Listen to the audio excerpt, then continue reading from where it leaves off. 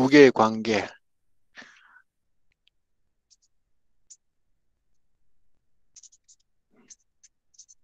두 개의 관계. 예, 포토 시스템 관계가 두 개가 있다는 거예요. 그걸 보겠습니다.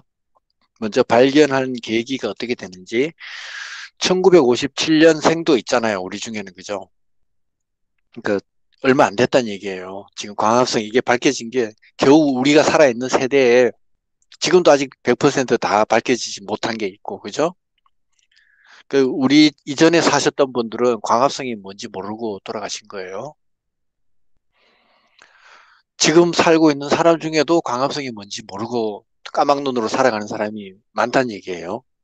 뭐 이거 안다고 밥이 생깁니까? 돈이 생깁니까? 그렇게 말할 수도 있지만 그렇게 말하는 거는 그렇게 말씀하시는 분하고는 대화를 할 이유가 없죠. 대화가 안 되니까. 그죠?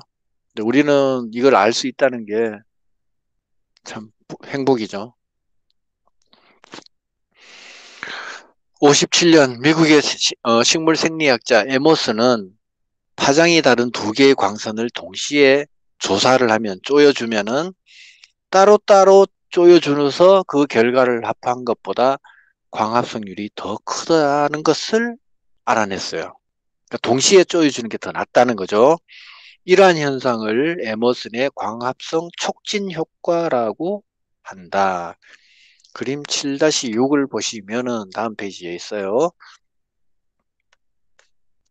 개별 조사했을 때보다 동시에 빛을 쪼여줬을 때 훨씬 더 효과적이더라 하는 게 그래프로 나와 있습니다. 그러면은 개별적으로 했을 때는 왜 안 좋을까? 왜 안 좋을까? 궁금할 거 아니에요. 그죠? 그러면은 개별적으로 따로 따로 쪼여줬을 때 안 좋다는 거는 따로따로 빛을 쪼여주면은 동시에 해야 할 어떤 작업을 할 수 없다는 뜻이잖아요. 그죠? 그러니까 이게 광합성에는 전자 전달 과정에는 순환적 전자 전달 과정이 있고 비순환적 전자 전달 과정이 있어요. 그러니까 순환적 전달 과정은 이거는 그냥 빙빙빙빙 돌아가는 단계죠. 비순환적인 거라는 거는 돌아가지 않고 일방으로 쭉 간다는 얘기죠. 문제는 이 비순환적인 것이 일어나지 않을 수 있다는 거예요. 따로따로 개별적으로 했을 때. 동시에 했을 때는 이 비순환적인 게 다 일어난다는 얘기죠. 그래서 뭔가가 이상하다 그러면은 빛이 두 개를 동시에 쏴줘야 된다면은 뭔가가 그 시스템도 그렇게 갖춰져 있는 게 아닐까라는 의심을 하게 되겠죠. 과학자들은 이런 의심에서 모든 것을 발견하게 되죠. 다시 돌아오셔서 그리고 1960년 힐 이분 참 대단한 분이죠. 광합성에서는 참 힐은 시토크롬을 산화하는 경향이 있는 광화학 반응과 시토크롬이 뭐냐면은 거기 우리 아까 그림에서도 봤습니다. 시토크롬 복합체라고 산화하는 반응 과정과 시토크롬을 환원시키는 경향이 있는 광화학 반응을 실험적으로 확인하였다. 산화하는 과정, 시토크롬을 산화하는 과정, 그 다음에 환원시키는 반응, 이 두 가지를 다 확인했다는 거죠. 이 산화시키는 게 뭐냐면은 계속 흘러가야 된다는 얘기죠. 이게 관계 2에서 일어나는 2에서 1으로 전자를 넘겨줄 때 산화라는 건 전자를 뺏기는 단계죠. 환화는 전자를 얻는 단계죠. 예상치 못하게 엉뚱하게 전자가 들어오더라는 거죠. 이런 걸 발견했어요. 이게 바로 순환적인 과정에서 이런 게 나타나는데 이런 두 가지 단계가 나타나는 것을 확인을 했다는 거죠. 이러한 실험을 토대로 하여 광합성을 수행하는 데 상호 협력하는 두 개의 독립된 광화학 반응계가 관여하겠구나 하는 걸 알게 된 거죠. 광화학 반응계, 즉 광계는 반응 중심에서 일어나는 일련의 광화학 반응 시스템 또는 그러한 반응을 수행하기 위해 수개의 성분으로 된 광화학 복합체 덩어리를 말한다. 틸라코이드 막에는 발견 순서에 따라 관계 1, 포토 시스템 1, 보통 PS1 이렇게 쓰고요. 관계 2, 2는 이렇게 부르는 두 개의 관계가 분포한다. 실제로 관계 2가 더 중요한 일을 많이 합니다. 왜냐하면 물의 광분해라든지 이런 게 여기서 나타나기 때문에. 오특정하고 그냥 튕기셨구나. 예. 관계는 거대한 다분자 복합체로서 그 분자가 아주 많이 복합되어 있는 형태로서 광에너지 수용 부위는 엽록소와 카로티노이드이며 엽록소하고 카로티노이드 색소가 다 들어있다는 얘기고 관계원은 700나노미터, P1은 700나노미터 원적색광을, 관계2는 680의 적색광을 가장 잘 흡수한다. 자, 요거는 좀 기억을 해 놓으실 필요가 있어요. 관계1은 PS1은 P700이라고 적습니다. P700. P700. 그럼 이거 관계1이구나. 이렇게 하는 거죠. 포토 시스템 2는 P680이라고 적습니다. 이렇게 적습니다. 여기서 말하는 P자는 뭐냐? 피그먼트를 얘기해요. 피그먼트. 색소라는 뜻이에요. 색소. 680 나노미터를 잘 흡수하는 색소라는 뜻이에요.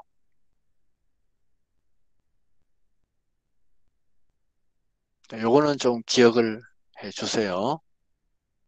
P700과 P680. 각 관계에서 반응 중심 엽록소 이외의 색소는 안테나 엽록소로서의 기능을 갖는다. 우리가 엽록소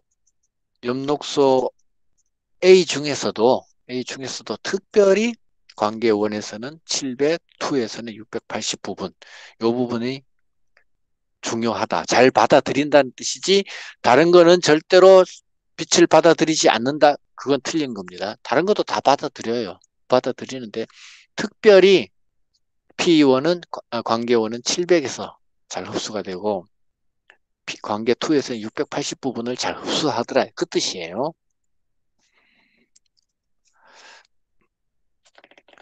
그 관계 1에도 P680이 있어요. 색소가 다 있어요. 다 받아들여요. P680을 다 받아들여요. 근데 700을 더 잘 받았더라 이 얘기예요. 차이점은 비교 측면이지 절대적인 측면은 아니에요. 두 관계는 공간적으로 분리되어 있는데 따로따로 있는데 관계 2는 주로 딜라코이드막의 중첩 부위에 분포하고, 이 말은 뭐냐? 딜라코이드가 이렇게 있으면 여러 개 쌓여 있는 것을 그라나라 그런다 그랬죠. 그라나. 요 중첩 부위, 요 부분에는 2가 많더라는 거죠. 이 부분에는 2가 많더라. 그 다음에 관계원과 ATP 합성 효소는 스트로마로 돌출되는 비중첩 부위에 분포한다. 원은 요런데 뭐 여기에 이제 이게 있고 뭐 있다는 얘기죠. 이렇게 있더란 얘기죠. 왜 이럴까? 왜 그럴까? 명반응은 딜라코이드 막에서 일어나지만 암반응은 스트로마 기질에서 일어나기 때문에 이게 바깥쪽으로 나가줘야 되겠죠. 여기서 관계원에서 NADPH가 만들어져요. 그 다음에 ATP도 암반응에서 쓰이겠죠. 그렇기 때문에 중첩된 부위에 있으면은 안 되겠죠. 얘는 굳이 만들어서 암반응 쪽으로 바로 직접 공급하는 게 없어요. 관계2는. 그렇기 때문에 공간 활용을 잘 하기 위해서 관계2는 이렇게 중첩 부위에 있고 관계1하고 그 다음에 ATP 합성 요소는 이쪽 면으로 바깥을 향해서 놓여 있더라. 그 얘기예요. 그래야 NADPH와 ATP를 스트로마에 잘 기질에서 연록체 내 기질에서 사용할 수 있기 때문에 그래요.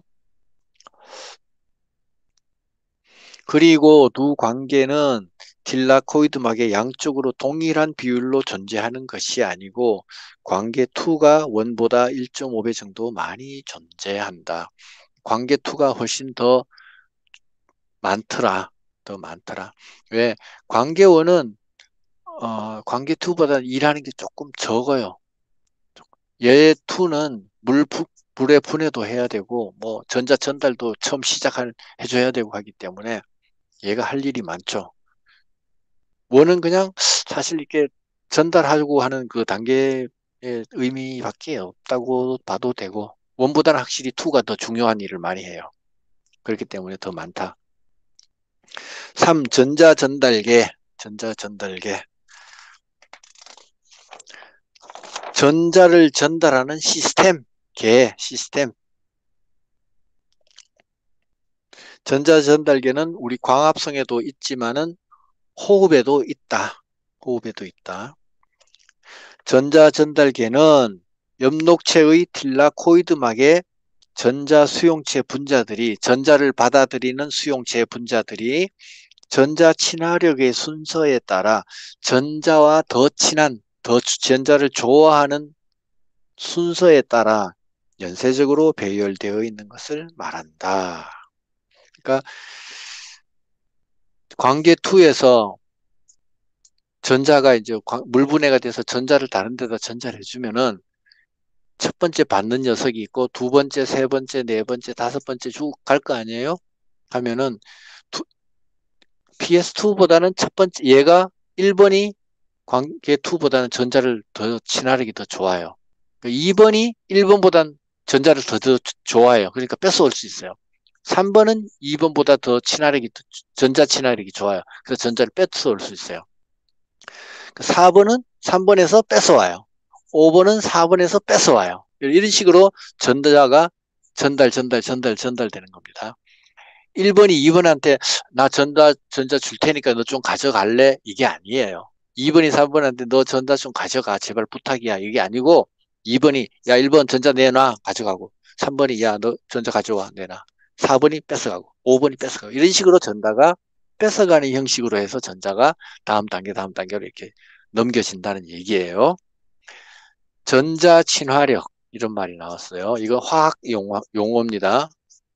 전자 친화력하고 상대되는 유사한 표현이 이온화 경향이라고 있어요. 이온화 경향.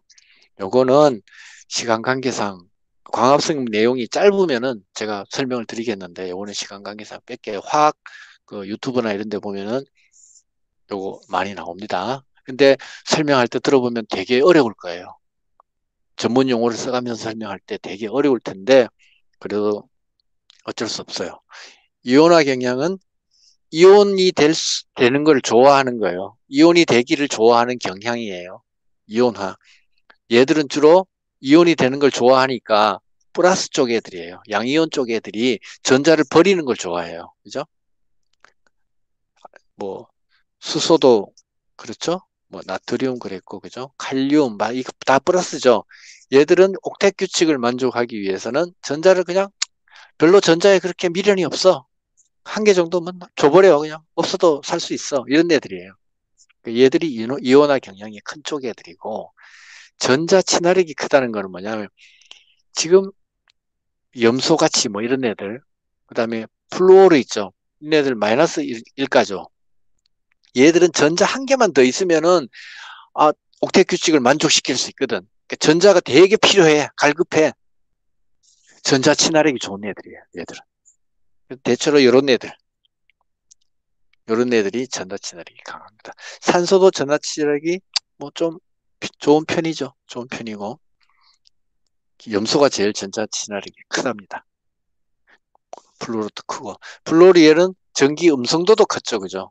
전기 음성도 전기 음성도하고 친화력하고는 다릅니다. 다릅니다.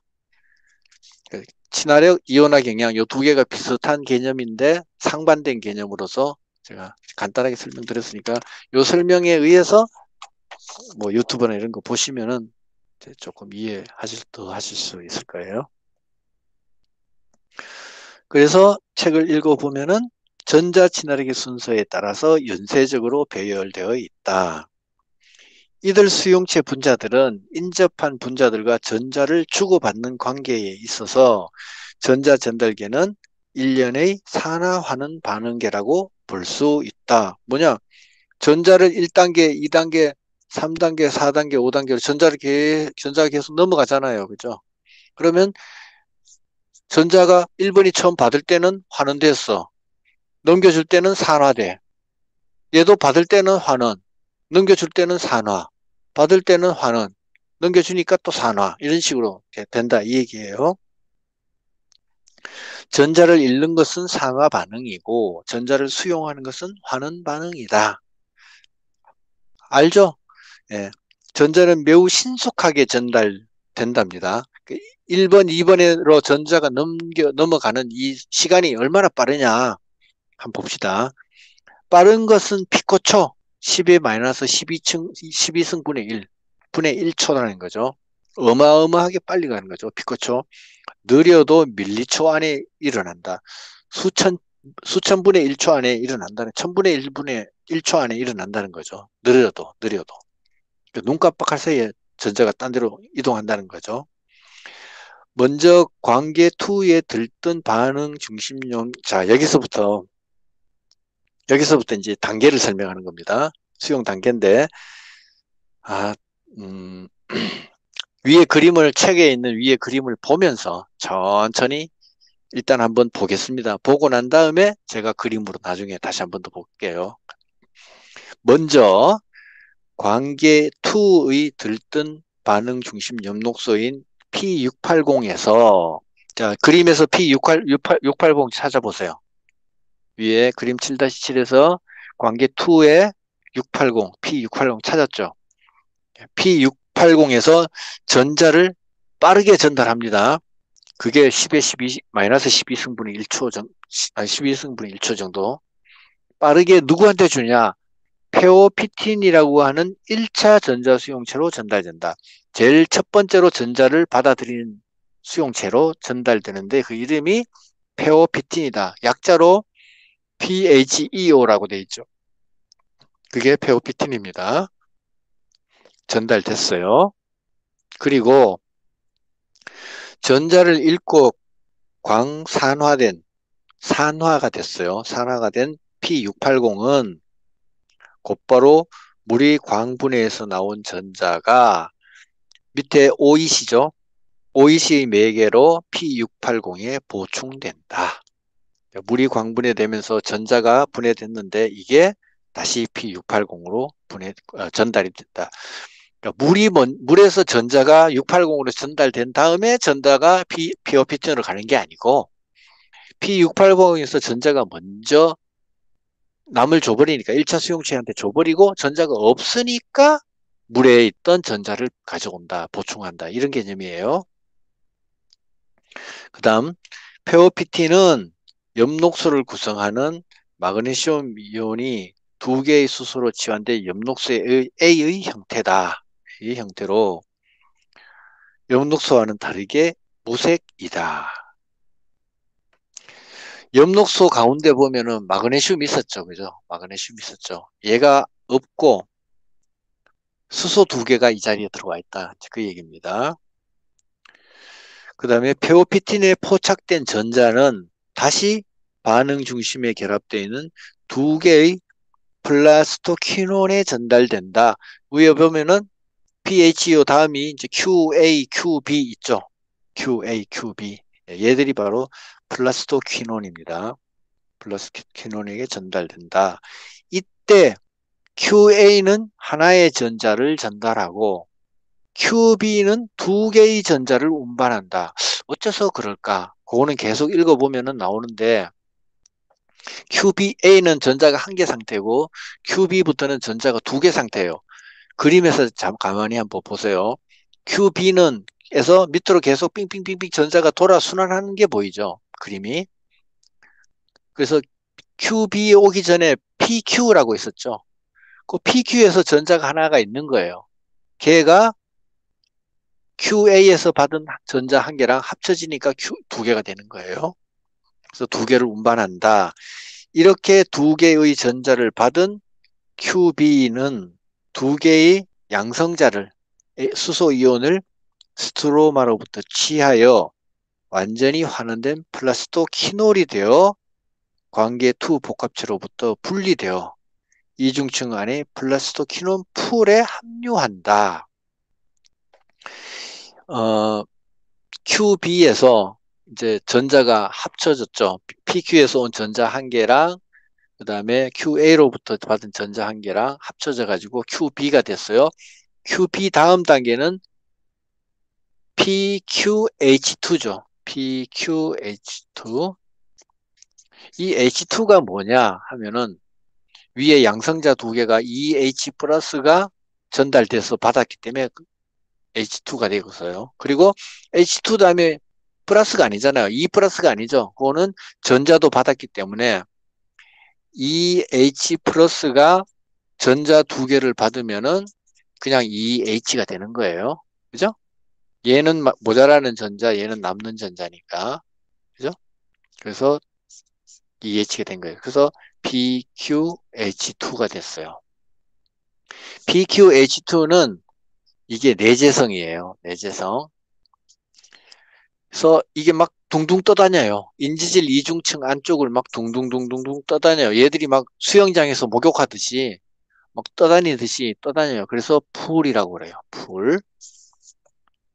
근데 에너지 수준이 높은 데서 낮은 쪽으로 이렇게 기울어져 있죠. 방향이. 이게 에너지가 점점 약해진다 이 뜻이에요. 그 빛으로 받았던 들뜬 전자의 들뜬 에너지가 점점 약해지는 거예요. 그럼 어떻게 해서 왜 약해졌느냐? 양성자를 운반하느라고 힘들어 갖고 에너지가 점점 약해지는 거예요. 다른 말로 이 에너지의 힘으로 양성자를 운송을 하다 보니까 에너지가 낮아지는 거예요. 자, 이렇게 해서 이제 PQH2는 플라스토퀴논이 아니라 플라스토퀴놀이 됩니다. 그죠? 플라스토퀴놀. 지금 QB가 전자도 하나 받았죠. 전자도 받았죠. 그 다음에 양성자도 받았죠. 전자를 받아들이고 양성자들을 받아들이고 이걸 다른 말로 환원이라 그러죠. 그죠? 환원됐다 그러죠. 완전히 환원됐어요. 그냥 환원이 아니라 수소와 전자를 다 받아들였으니까 완벽한 환원 상태가 된 거예요. 그 다음에 PQH2는 이동을 해서 시토크롬 복합체를 만나 전자를 전달한다. 시토크롬 복합체가 시토크롬 B6하고 시토크롬 F 두 가지가 있네요. 그죠? 그 다음에 FES라고 된 거 있죠? 이거는 앞에서 우리 공부할 때 나와서 여러 번 봤습니다. 철황 단백질이죠. 철황 단백질. 그죠? 전자 전달할 때 사용되는 철황 단백질. 그 다음에 책을 또 계속 읽어봅니다. 다음 페이지에. 시토크롬 B6F 복합체는 거대한 고분자 단백질 복합체로 B6F 외에 리스케 철황 단백질을 가지고 있다. PQH2에서 하나의 전자는 시토크롬 B6에 전달된 후에 PQH2가 전자가 두 개라 그랬죠. 얘가 한 개는 시토크롬한테 전달해 주는 거예요. 그 다음에 나머지 한 개는 PQ에로 전달되는 거예요. 자, 그림에로 돌아가셔 가지고 보면은 QB에서 PQH2가 되고 그 그림이 조금 빨간색 글자가 흐려가지고 좀 그런데 그 다음에 PQH2에서 FES로 넘어갈 때 이때 전자 한 개 주는 겁니다. 그리고 남은 한 개는 다시 돌아서 PQ 상태로 돌아서 QB로 다시 돌아가는 거예요. 다시 돌아가는 거예요. 그래서 이런 식으로 둥둥둥둥 떠다니는 겁니다. 그 다음에 계속 책을 보겠습니다. 174페이지 세 번째 줄 나머지 하나가 철황 단백질을 FES를 거쳐 시토크롬 F로 전달하고 시토크롬 F는 전자를 루멘 쪽에 있는 플라스토시아닌에게 전달한다. 자, 그림에서 보시면은 FES 철황 단백질에서 시토크롬 F로 와서 그다음에 PC라고 된 게 플라스토시아닌이죠. 거기로 전달된다. 이 PC는요, 또 표제 부분을 그 인지질 이중층 막의 그 표제 바깥 부분을 얘는 또 둥둥 떠다녀요. 둥둥 떠다니기 때문에 둥둥둥둥 이동해서 P700 쪽으로 관계원 쪽으로 이동을 합니다. 이동을 해서 또 다시 책을 볼게요. 계속해서 BC는 관계원으로 이동하여 반응 중심 엽록소인 P700을 환원하여 P700으로 재생시킨다. P700 플러스죠. 요거는 양이온 상태죠. 전자가 하나 없죠. 없는 상태에서 전자를 전달해 주니까 P700으로 된 겁니다. 재생시킨다. 한편 P700에서 P680에서와 마찬가지로 방출된 전자는 전자 전달 보조 인자인 A를 거쳐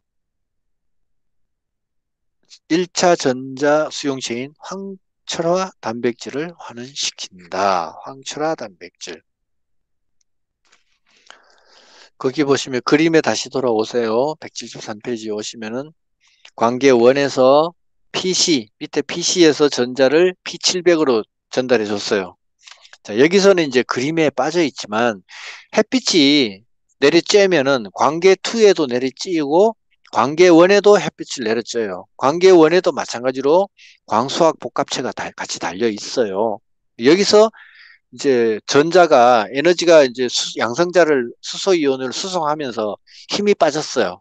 그래서 이제 바닥 쪽으로 밑으로 그려 놓은 거예요. 그림이. 전자가 힘이 빠졌는데 다시 빛 에너지를 받으면서 P700에서 다시 에너지가 높아지는 거예요. 그래서 A 쪽으로 전달 올라가는 거예요. 에너지를 다시 많이 받은 거예요. 받은 상태가 되는 거예요.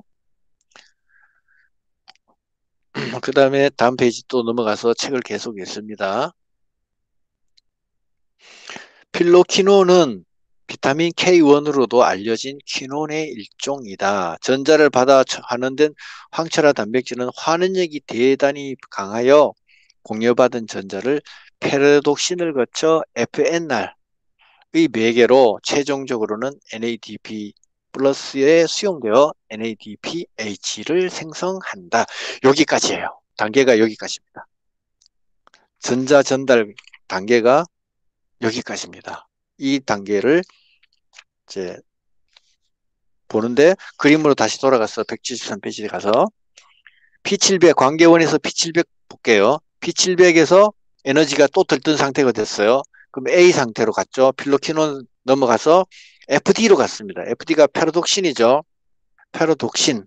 그 다음에 FNR은 뭐냐면은 페로독신 NADP 리덕테이스라 그래가지고 환원제란 뜻이에요. 그러니까 페로독신에서 NADP를 환원시키는 효소제 이 뜻이에요. 그래서 FD에서 FNR을 거쳐서 드디어 최종 마지막 작업 전자가 NADP에게 전달됨으로 인해서 NADPH가 만들어지는 겁니다. 이게 전자 전달계 과정의 끝이고요. 또 한 가지만 더 남았어요. 양성자가 남아 있었잖아요. 관계2에서 양성자가 만들어졌죠. 그게 4H라고 되어 있는 거. 그거 하고, 그 다음에 그 전자가 그 풀에서 이동하면서 바깥에 있던 양성자가 안으로 들어왔어요. 이 양성자가 ATP 합성 효소 쪽으로 가서 이게 바깥쪽으로 촉진 확산되면서 ADP가 ATP로 만들어져요. 이게 전부 다가 이 과정이 전자 전달 과정이에요. 자, 다시 한번 프레젠테이션으로 이 과정을 한번 보도록 하겠습니다. 천천히 볼게요. 자, 프레젠테이션을 보시고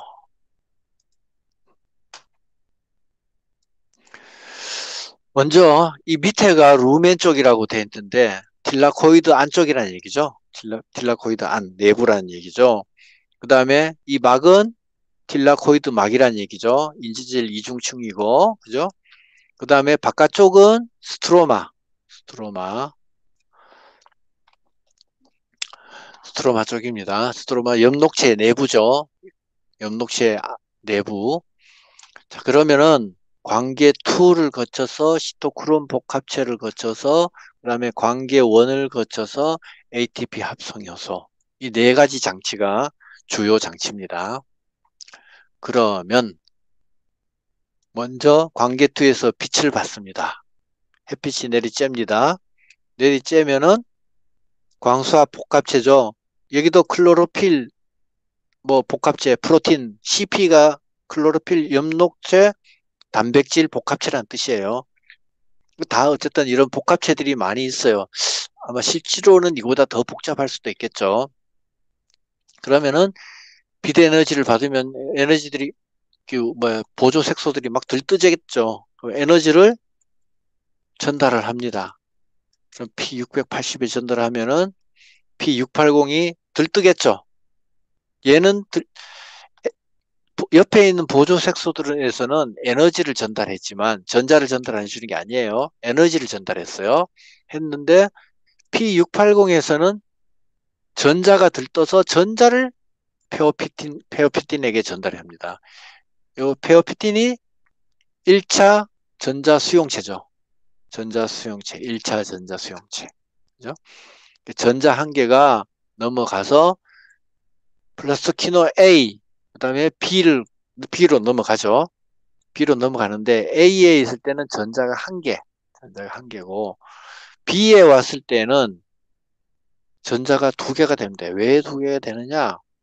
여기에 플라스토키논에 있던 전자 한 개하고 그 다음에 QA에서 받은 전자 한 개, 두 개를 합치니까 전자가 두 개가 됩니다.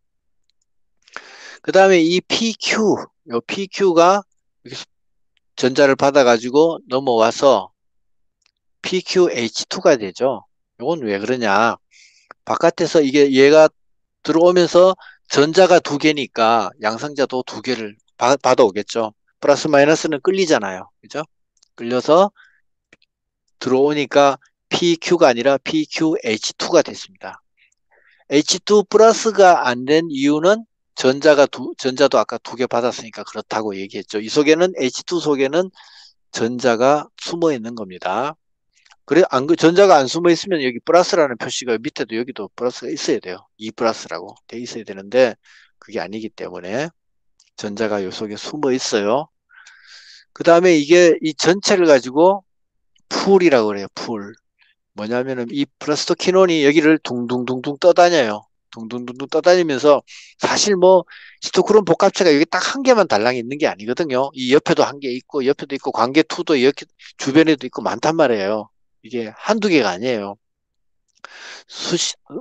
수백 개씩 있단 말이죠. 아까 책에서 봤듯이 수백 개 있기 때문에 이 풀이 둥둥둥둥 떠다니면서 필요한 데 주는 거예요. 둥둥둥둥 떠다니면서 이 양성자를 이쪽 안쪽으로 수송을 합니다. 수송을 하면서 힘이 드니까 이 들뜬 전자의 에너지가 약해집니다. 이것도 지금 보면은 양성자를 안으로 수송하는 방법이 에너지를 사용하고 있어요. 근데 ATP 에너지가 아니라 전자의 에너지 힘을 사용해서 수송하고 있죠. 일종의 능동수송이에요. 능동수송이에요. 왜 능동수송 해야 되냐? 이 ATP 합성 효소를 돌리려면은, 공장을 돌리려면은 이 양성자 이온이 많아야 되거든요. 많아야 얘가 빠져나가면서 ATP가 만들어지니까 밖에 있는 걸 자꾸 안으로 들여보내는 거예요. 그래서 능동수송하는 거예요. 능동수송하는 에너지는 ATP가 아니라 전자다. 이게 큰 차이점이에요. 다른 것하고. 그래서 양성자가 들어왔어요. 여기도 물 분자에서 양성자가 들어옵니다. 여기서 이제 아까 설명 안 했네. 얘가 전자를 넘겨줬어요. 넘겨주면서 얘는 전자가 없는 상태가 되어버렸어요. 그러다 보니까 이 산소 방출 복합체 여기서 에너지를 광수합 복합체에서 넘어오는 에너지의 힘에 의해서 물을 광분해합니다. 물을 분해합니다. 분해하는데 어떻게 분해한다 그랬습니까? 수소. 여기는 지금 물 분자가 두 개니까 4H가 되겠죠. 4H 플러스 그 다음에 전자는 네 개의 전자가 만들어질 것이고 그죠? 그 다음에 산소는 한 분자가 만들어지겠네요. 그죠? 이렇게 만들어지겠죠? 그래서 산소는 필요 없으니까 바깥으로 쫓아보내버리고 너는 얘는 남아있으면은 괜히 여기 LHC에 들러붙어 가지고 여기에 에너지 고에너지랑 얘랑 반응이 일어나 가지고 활성산소가 자꾸 만들어진다는 거예요. 그러니까 너는 안 돼. 나가. 너는 나가버려.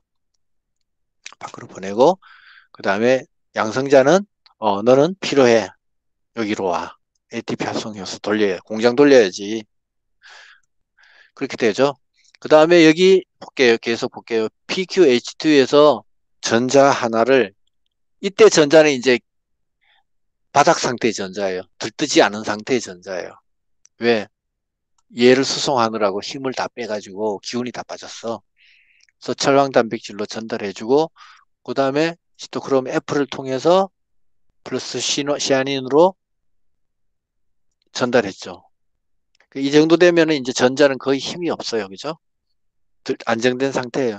플러스토 시아닌은 이중층을 둥둥둥둥 떠다녀요. 떠다니면서 어디로 가냐? 관계원한테 전자를 전달해 줍니다. P700은 관계원의 중심 색소죠. 여기도 마찬가지로 빛이 내리쬐입니다.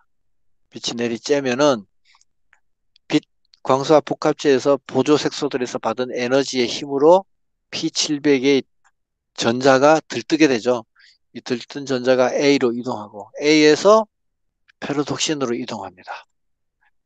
이동하고 이 페로독신에서 FNR, NADPH를 만들어주는 장치에서 드디어 최종 작업, 이 전자를 누구에게 주느냐? NADP 플러스에게 전달해 줍니다.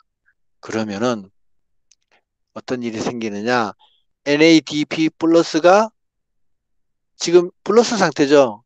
지금 이게 이온 상태잖아요. 그죠?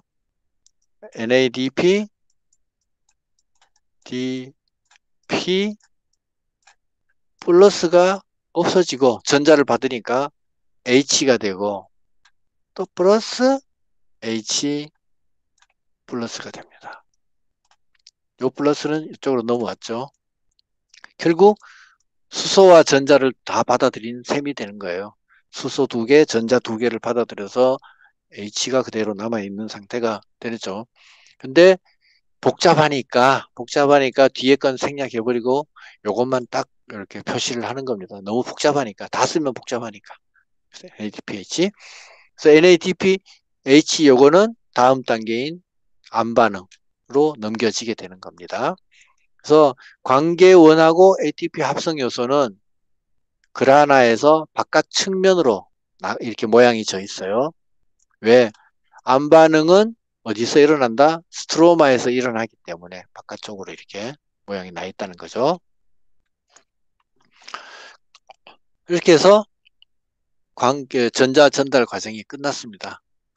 마찬가지로 양성자는 아까 받아서 이 양성자 ATP 합성효소, 다른 말로 뭐 양성자 펌프를 통해서 ADP랑 인산 한 개가 모여가지고 ATP를 만들어서 이것도 암반응으로 전달이 된다. NADPH는 12개, ATP는 18개가 암반응에 전달돼서 이루어진다. 그래서 이제 명반응 단계는 다 끝났는데 딱 한 가지만 더 설명드리면 돼요. 한 가지만 더 설명드리면 되는데 지금 관계 2에서 관계 1 자, 과정이 쭉 이렇게 내려와서 이렇게 올라가서 NADPH로 이렇게 전자가 전달이 됐어요. 그죠? 전달되고 그다음에 ATP가 또 이렇게 쭉 만들어졌어요. 이거는 지금 방향이 거의 일방통행이죠. 순환이 안 되고 한쪽으로만 가고 있어요. 이거를 비순환적 전자 전달 과정이라 그래요. 비순환적. 순환이 안 되니까. 그런데 문제가 생겼어요. 어떤 문제가 생겼냐? NADPH를 안반응에다가 전달해 줬어요.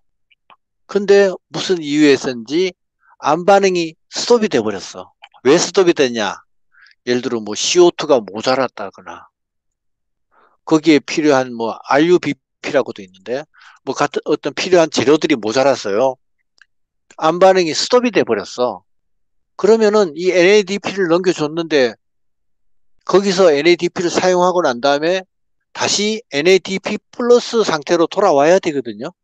돌아오지 않아. 돌아오지 않으니까 관계원에서 이 전자 전달을 했는데 줄 사람이 없어. 받을 NADPH 플러스가 없어요. 그때는 어떻게 하느냐? 파란 색깔로 돌아가는 겁니다. 이게 순환적 전자 전달 과정이에요. 순환적. 그래서 전자가 이렇게 왔어요. 여기까지 왔는데 어? NADP 얘가 없어. 그럼 줄 수가 없어. 그럼 전자가 아깝잖아요. 들떠 있는 상태인데 빨리 이걸 해소를 시켜야 된단 말이에요. 그러면 에이, ATP나 만들자. 그럼 어떻게 ATP 만들어? 전자를 시토크롬한테 전달해 줘가지고 전자 한 개가 원래 여기 얘가 전자 한 개짜리죠. 전자 한 개짜리 얘가 전자 두 개짜리 얘가 되는 거예요. 이때 양성자를 또 끌어들이는 거예요.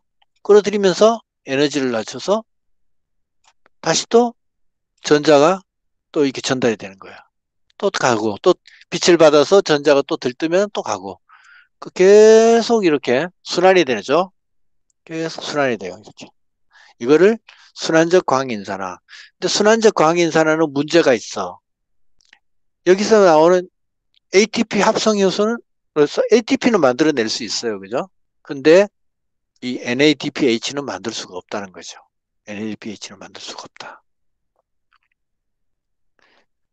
비순환적에서는 ATP도 만들고 NADPH도 만드는데 순환적에서는 ATP밖에 못 만들더라. 그게 관계2가 스톱이 돼버리더라. 그 얘기입니다. 자, 그러면 책을 읽어봅니다. 174쪽에. 거기 중간에 물의 산화로부터, 아까 읽었던 다음부터 읽겠습니다. 물의 산화로부터 NADP 플러스까지의 경로를 비순환적 전자 전달 과정이라고 한다. 비순환적. 그러나 체내에서 NADPH를 생산할 필요가 없는 경우에는 페로독신을 경유하여 시토크롬 복합체로 전자를 넘겨주어 P700으로 전달되는데 이것을 순환적 전자 전달이라고 한다. 전자 전달 과정에서 전자 전달체를 통과할 때마다 전자 자체의 에너지 준위는 낮아진다. 아까 에너지가 양성자 그 안으로 들이면서 준위가 낮아지죠. 그리고 이 과정에서 루멘의 양성자 이온이 농축이 되고 이로 인해 생기는 양성자 기울기가 ATP 생산에 이용되는 것이다. 이걸 가지고 화학 삼투라 그러죠. 여기에 양성자가 고의 상태가 됩니다. 바깥에 있던 것도 안으로 들이고 안에 있어도 만들어지고 이렇게 해서 양성자가 많아져요. 그죠? 근데 바깥쪽에는 저의 상태예요.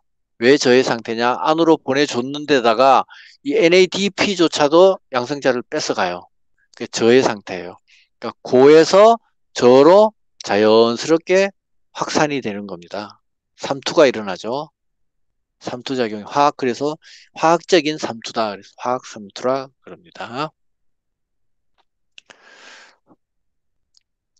상업적으로 읽어봅니다. 상업적으로 중요한 제초제 가운데 절반은 광합성의 전자 전달을 차단하는 것들이다. 이러한 제초제들은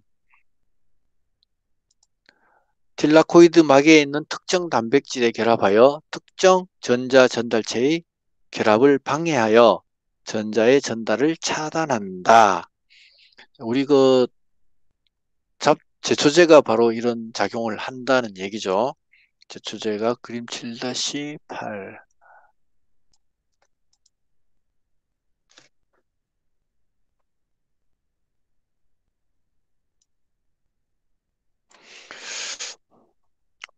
예를 들면 파라쿼트라는 그 제초제가 있는데 우리나라 상표가 뭐 파라코, 그라목손이라고 들어보셨나 모르겠네요. 그라목손. 뭐 그런 것들이 여기에 해당된다고. 저는 뭐 농사를 안 지니까 제초제를 잘 모르는데. 그 식물보호 기사에 그 농약이 나와요. 아, 그래요? 네. 예. 예, 그라목손이라고 있답니다. 그다음에 파라코, 파라코라고 이 두 가지 약재가 바로 이 파라코트 이 성분인데, 파라코트는 관계원의 환원부에 나오고 디우론이라는 것도 이게 상표명이에요. 디우론은 DCMU라고 약자가 돼 있고 관계2의 퀴논이라는 전자전도체 결합부에 결합된다. 여기 보시면은 그림 음,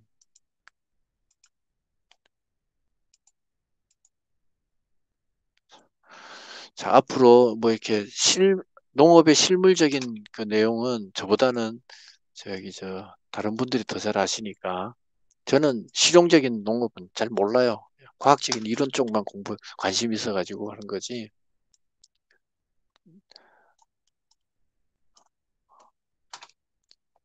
자, 먼저 여기 보시면은 최고 요 부분을 잘라준 게 그죠? 요 부분을 이게 그렇죠. 이 부분을 잘라준 게 DCMU 디우론이죠, 그죠? 디우론, 디우론. 여기를 잘라준다는 거는 뭐냐면 P682 관계2잖아요, 그죠? 관계2, 관계2. 관계2에서 다음 단계로 파라코틴 여기 쪽으로 이 전자 전달이 안 되게 하는 거죠. 전자 전달이 안 되니까 여기서는 그거 양성자를 안으로 실어 나르는 일도 잘 못할 것이고, 그죠? 여기서 멈춰버리니까 이 물분해 이것도 안 될 것이고, 이 전체가 관계투가 완전히 스톱이 돼버리죠. 스톱이 돼버리고 관계원 쪽으로도 전자 전달이 안 되겠죠, 그죠? 안 되겠죠. 그래서 치명적이죠. 전자 전달이 안 되니까 여기를 아예 잘라버렸으니까 전자가 안 되니까 치명적인 거고, 그다음에 파라쿼트는 이제 여기서 문제네요, 그죠? 여기서 원래는 이게 관계원에서 NADPH의 전자가 전달돼서 NADPH를 만들어야 되잖아요, 그죠? NADPH에다가 H를 만들어야 되는데 여기를 고장 내버리는 거예요. 누구한테 주냐 하면은 산소한테다가 산소한테다가 이 전자를 전달해줘요. 그러면 산소가 어떤 상태가 돼요? 활성산소 들뜬 상태가 돼서 활성산소가 되죠. 그러면 막 문제를 일으키게 되는 거죠. NADPH도 만들어지지 않고 결론적으로 암반응이 일어날 수가 없게 되겠죠. 암반응이 일어날 수가 없는 그런. 제가 봤을 때는 이 디우론 이게 더 여기를 자르는 게 더 치명적일 것 같아. 그죠? 이걸 자르면 아예 전체가 다 스톱돼 버리고 그죠? 스톱돼 버리고 얘가 여기서 만약에 순환적으로 일어난다 하더라도 일어나 봐야 여기서 잘려버리면은 시토크롬 쪽에서 다음 단계로 이렇게 넘어가는 이 과정이 원활치가 못해요. 그 의미가 없어요. 그죠? 이것도 의미가 없어요. 그래서 이게 여기를 자르는 게 그림이 책하고 조금 달라서 조금 그러긴 한데 예.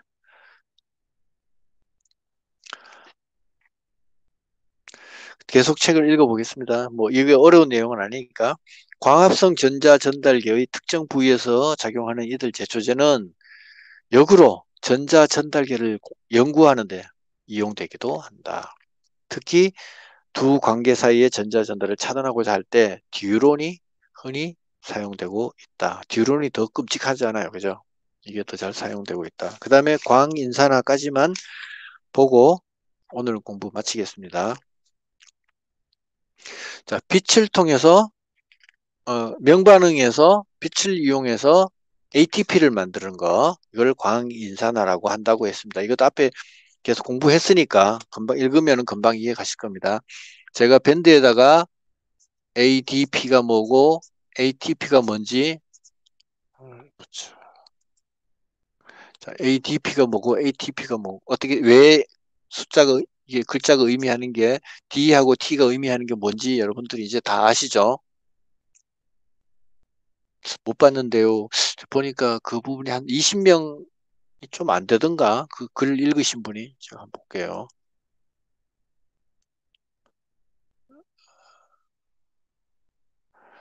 이게 26분이 읽으셨네요. 26명이 보셨는데 나머지 분들은 안 보셨네. 26분 중에 여기 보자. 누가 있나 한번 볼까요? 심심한데. 예? 읽지 않는 멤버 곽정은, 김민수, 김정희 학우님 안 보셨고 남충희 학우님도 안 보셨고 지금 오신 분 중에서 송규 학우님도 안 보셨고 신중범 학우님도 안 보셨고 우현주 학우님도 안 보셨고 뭐 하여튼 그렇습니다. 이거는 뭐 D는 2를 나타내고 T는 3을 나타낸다는 거 그죠? 다이, 트리 3을 나타내는 거. A는 우리 그 DNA 공부할 때 아데닌, 티민, 구아닌, 시토신 이게 DNA고 RNA에서는 T 대신에 유라실이죠. 우라실 그죠? AUGC 이렇게 있죠. 그 염기들이죠. 염기들. 그래서 ATP가 있으면요. GTP도 있고요. CTP도 있어요. UTP도 있고요. 근데 TTP는 잘 없어요. 왜냐? 대체로 이렇게 외부에서 활동하는 거는 RNA지 DNA는 외부로 안 나와요. 외부로 나올 수가 없어요. UTP가 있으면 UDP도 있고 UMP도 있어요. UMP도 있고.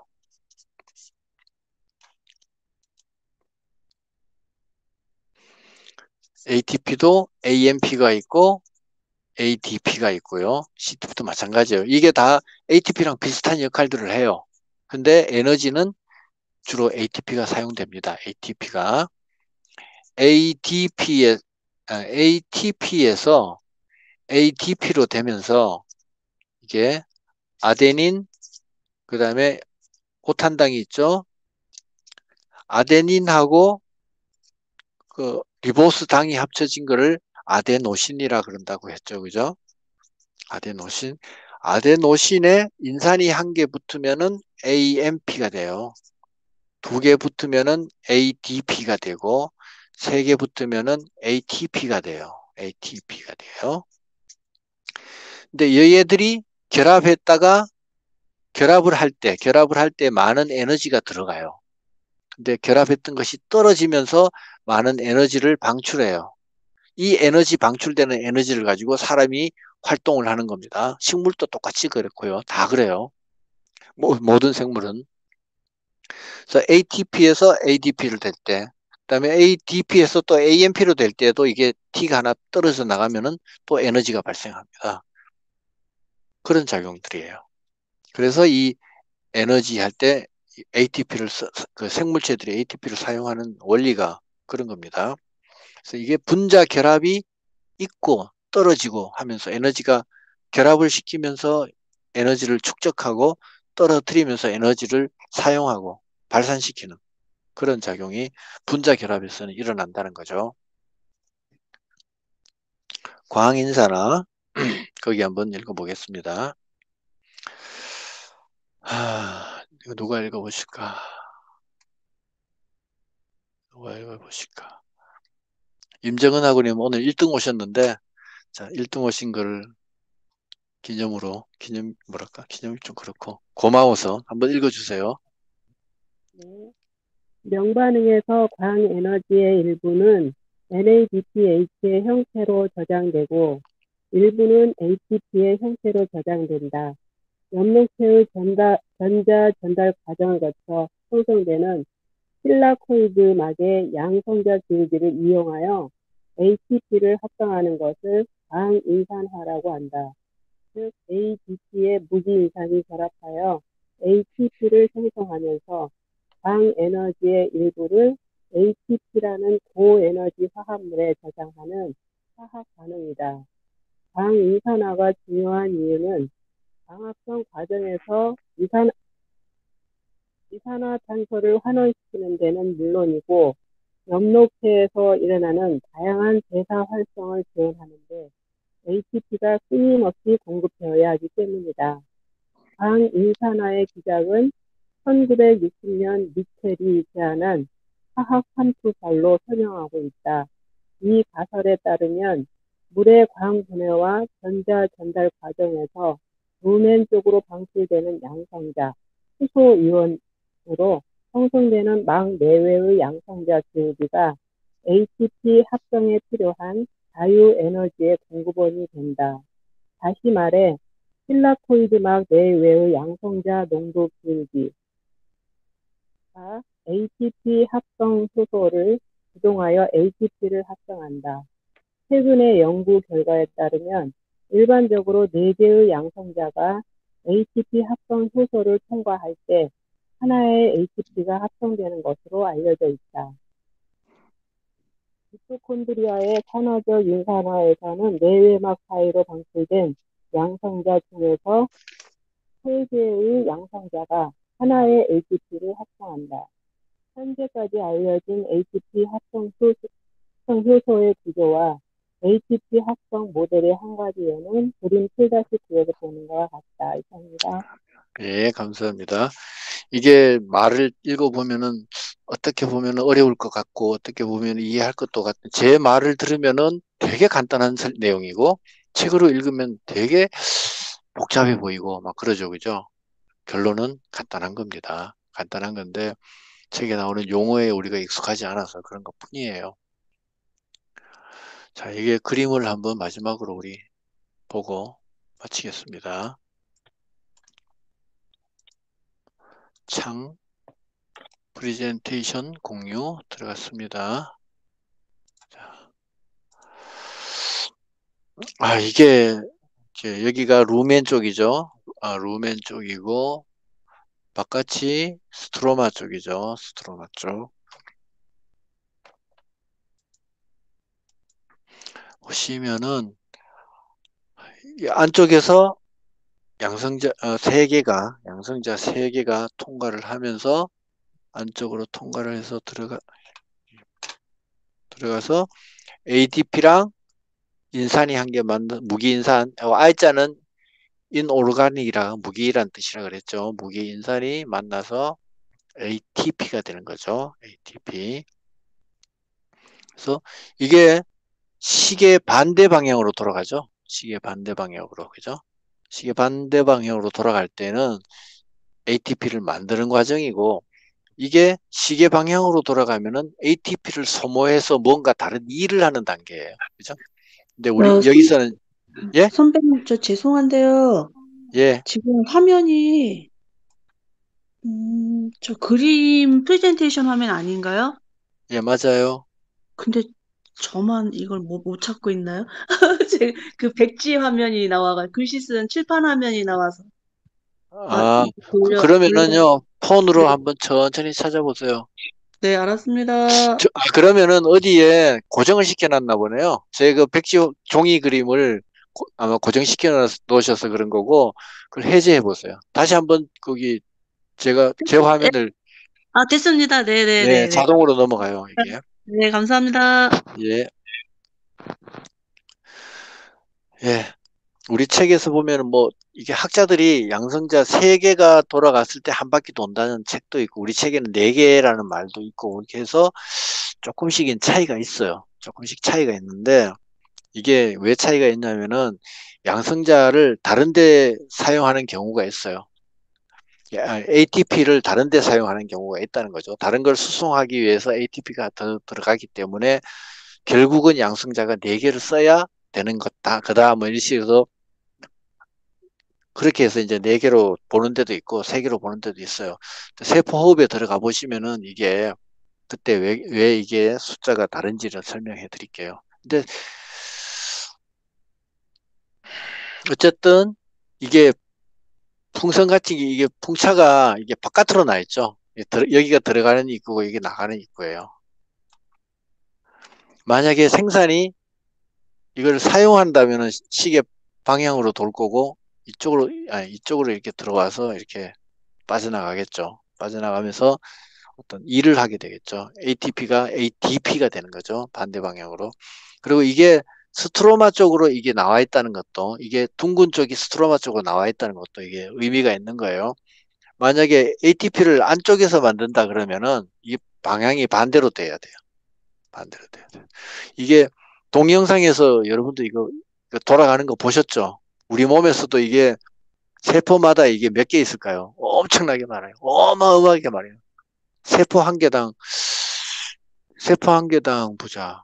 미토콘드리아가 수백 개 되고, 그리고 그 다음에 저기 뭐 액포라든지 다른 데서도 이런 게 다 달려 있으니까 뭐 우리 몸에 이게 뭐 이 장치가 어마어마하게 많겠죠.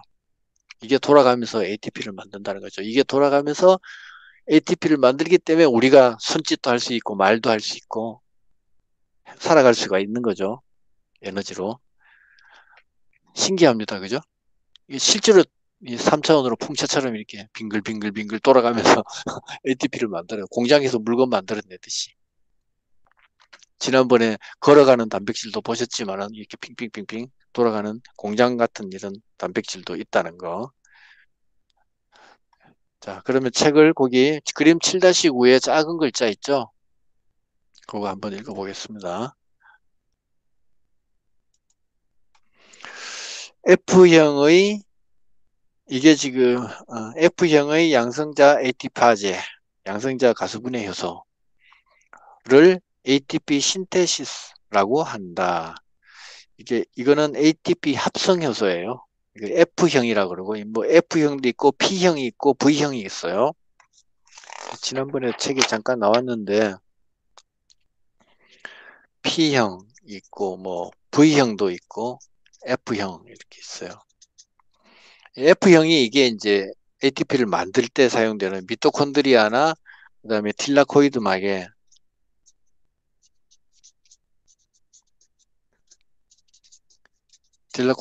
있는 게 F형이에요. V형은 그럼 어디 있냐? 액포막에 있는 거. P형은 원형질 막에 있어요. 형의 차이가 조금씩 다른데 그 차이가 어떻게 다른 것까지는 아실 필요 없어요. 저도 알고 싶지도 않고 제가 차이가 조금씩 있는 것 뿐이에요.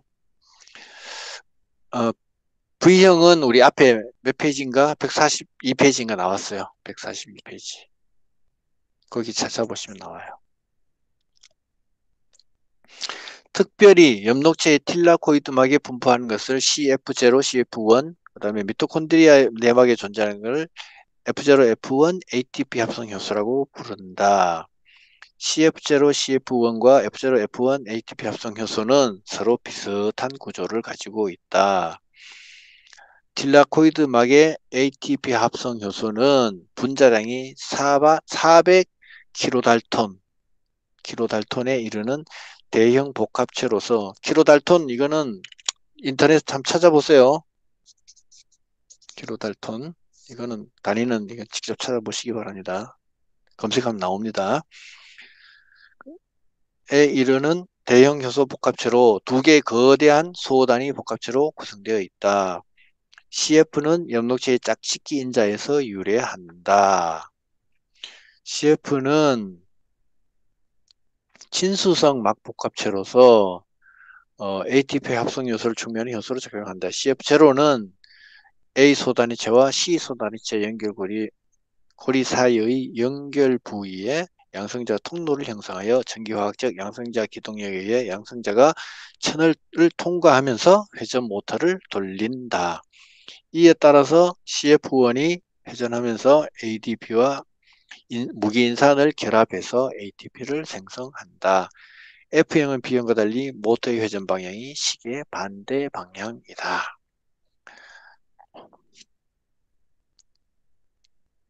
예, 뭐 조금 이런 게 있다 정도 아시면 돼요. 이 양성 ATP 합성 효소도 이게 아마 연구가 많이 이루어져야 될 거예요. 지금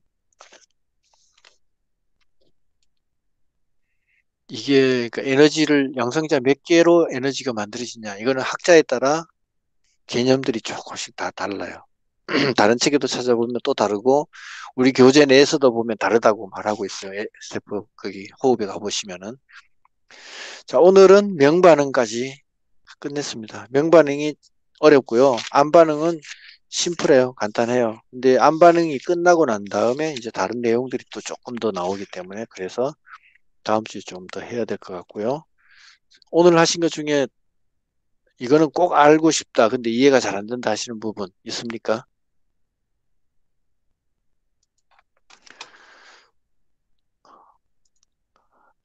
없으세요? 예. 없으시면은 오늘 공부는 여기서 아니다. 지금 4시 반밖에 안 됐네요. 그죠? 5시까지 해야 되죠? 오늘은 쉬죠. 끝. 오늘은 쉴까요? 네네네. 더 네. 이상 안 들어가요. 복잡해서 더 이상 머리 안 들어와요? 네. 네. 아, 정리 좀 하고. 예, 그러면은 오늘은 여기까지 하도록 하겠습니다.